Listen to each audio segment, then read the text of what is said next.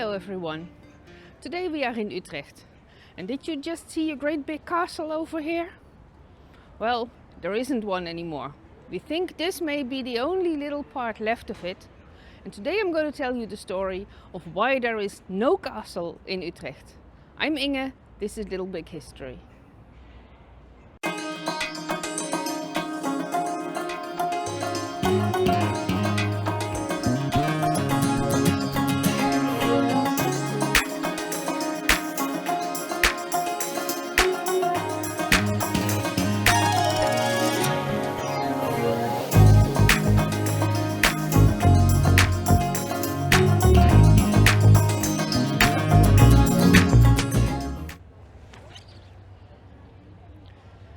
The story I'm going to tell you today is about the castle Vredenburg, which is, when I translate it, is the Keep of Peace. Well, it wasn't actually aptly named because it wasn't actually the Keep of Peace. It was a keep built by the father of the Spanish King Philips to subdue the population around here. It was what we call a keep of force, meant to keep down the population. It is the beginning of the great rebellion of the Dutch against the Spanish. It will only culminate about 100 years later in the origin of the Netherlands as a free country. So we're talking the beginning of the rebellion here. Well, they had to get rid of this keep full with Spanish soldiers. So the troops of the rebellion, they laid siege to this peace castle for 7 weeks. And after 7 weeks, an agreement was reached with the garrison that was stationed in this castle. And the Spanish were allowed to leave. The city guard of Utrecht, they took up residence in that castle. Well, the council of aldermen of Utrecht, they had to decide what to do about this castle. The Spaniards had left, the city guards had taken over, and it didn't sit well with population. They actually wanted to get rid of this castle. So what did the Dutch authorities over here do? Well, they had meetings about it. It's very Dutch. We're famous for our keeping meetings about everything. Well, they kept meetings about this castle and what to do about it for about a year.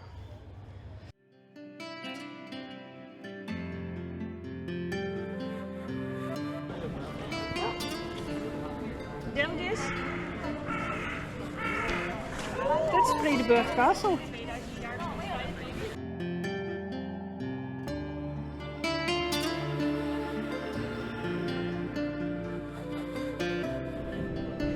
Let me tell you what happened next.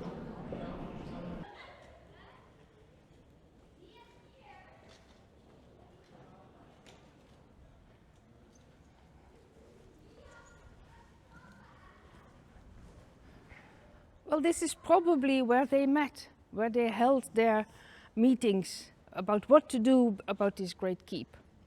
Well, we're a year on, a year after the Spanish left, and the people, the city guard that had taken residence in the castle, they were having a lot of demands. They wanted food, they wanted fuel for their fires, and they wanted everything to be provided by the city themselves.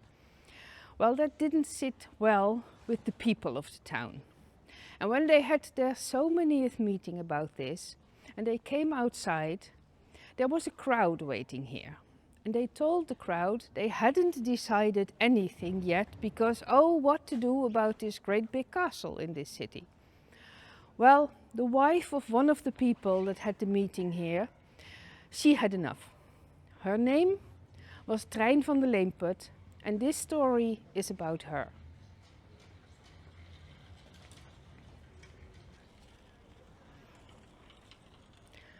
Well, this is her. Trijn van Leemput, the hero of our little story. She stood outside the Dom Church when the meeting broke up. Her husband came out. He was one of the important people in this city. And she heard for the so many time that nothing had been decided about this great big keep. Well, she had enough. She marched home, which is just across the street from here. She took out her pickaxe. It is said she also took out her blue apron, tied it to a pole, and marched from here back to the castle. The people followed her. When she reached the castle, she took her pickaxe and just started hammering away at this great castle. She started breaking up the walls, and the rest soon followed her. Now, this was the start of breaking down of the castle. So this is the story of Trijn van Leemput, just the wife of one of the aldermen of the city. He was called a hopman, don't know exactly what it was, but he was one of the men on the council. He was also a brewer, and she was his wife, and she had enough. So she has become somewhat of a legend in Utrecht. This is the statue that they erected of her. You see the big axe, you see the gate of the castle below her. And the text says, this is the statue of Leemput's wife, who was so brave and did that what no citizen nor soldier dared to do in 1577. Well, Utrecht is quite proud of her hero. Every year at Carnival, which is a great big party in the Netherlands every year, the entire city of Utrecht is called Leemput in honor of this little hero.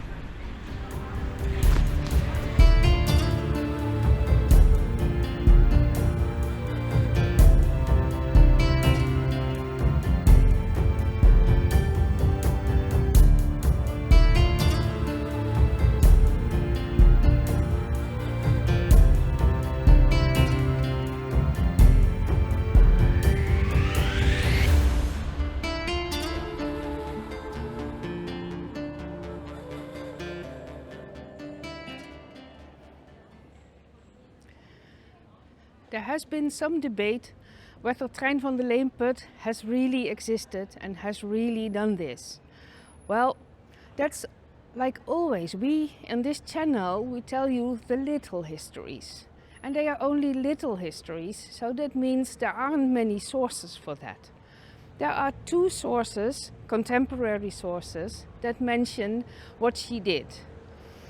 One of them is a huge embellishment. It's a story about how she kicked the Spaniards out of her own home, kicked one of them down the stairs, put a knife on his throat.